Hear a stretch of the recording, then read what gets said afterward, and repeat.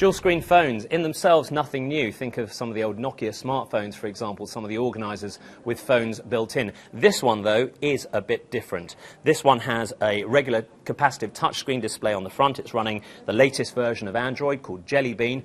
On the back, we have an e-paper display, and this uses e-ink technology, effectively injecting through changing voltage different ink into the display to display what you're seeing here. It doesn't use any energy until it changes the display to update the information, so incredibly low power.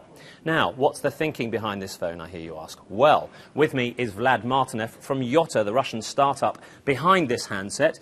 Tell me, Vlad, what were you thinking when you made this phone? It's a fascinating concept. Well, first of all, we came up with this idea 2 years ago, and we were inspired to come up with some innovative user experience and the way how people and users interact with the smartphones. We look at the industry at this time and realize there is pretty much more major manufacturers. They focus on the tech specs race and not really user experience. And there are certain scenarios which is really not so good for the user. For example, when we're running out of battery or the way we got notifications. Just because electronic paper display can keep the image as long as you need without consuming the power and drain your battery, it's always in front of you and reminds you you've got something important. And until you do something with this, it will stay on an electronic paper display.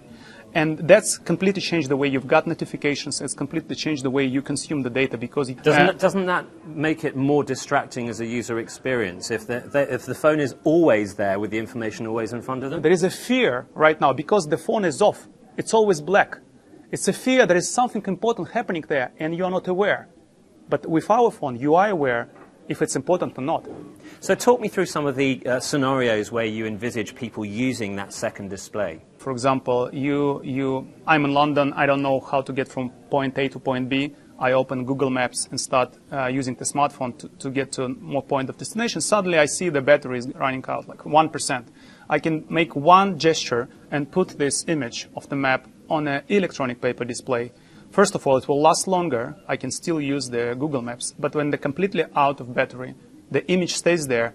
I can see the way I need to go and to directions to the point of destination. Also, as you can notice, this is a little bit of curve. And slightly wedge shape, isn't it? Exactly. Yeah. So I think, well, I know we did it on purpose because we'd like people to put it on a flat LCD display so they can get all these notifications on information they need constantly. So, and also, this is the first 3D curve display for Gorilla Glass, covered by Gorilla Glass. So Gorilla Glass, very, very tough glass. Is exactly. That on both sides? On both sides. Okay, so when you're putting it down on one of the displays, it's not going to scratch. Exactly. Okay. Now, the big handset makers have hundreds of millions of dollars devoted to R&D. Surely they must have thought of this concept. Why do you think they haven't introduced it? Well, I've been working for big corporations like Microsoft, SAP, and I saw inside how different interesting ideas competing for each other to get funding. And a big company, it's very difficult to be fast enough to respond to the market demands. Vlad Martynov, it's been a pleasure and a really interesting concept.